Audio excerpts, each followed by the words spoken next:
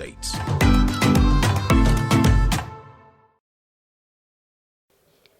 Low turnout of voters was witnessed in most of the local government areas visited by AIT, despite the peaceful process. A visit to Amuodofin, Ojo, and some parts of Oshodi Solo local government areas.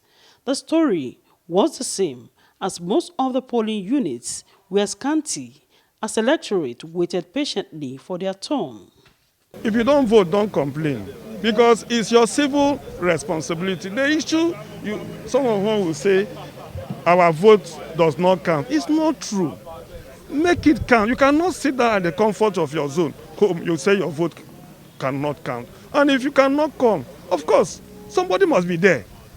Somebody must, so you don't complain. So let us form this habit for us to understand that it's the government we choose that work for us. Yeah, everything is going on well. The election is generally peaceful.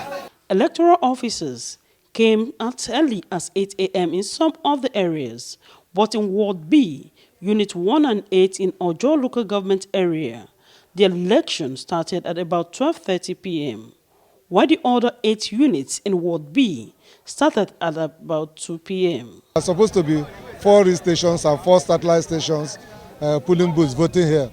But unfortunately, I think it's about 12:31 now, and the election has not commenced.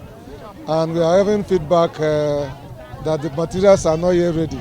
For now, the election is not taking place. We are getting complaints that most polling booths does not have LASEC officials. But I've observed about 4 polling booths, no LASEC officials. And I hope the result will not come out at the end of the day. For what you can see yourself, I mean, we have not seen any foul play here.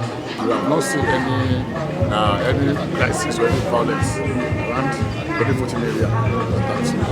People have covered so far and making calls also to know how things are faring in most of the polling units. Maybe it might be due to logistics, the vehicle that will convey them from the office to the polling units. And I'm sure that has been resolved now.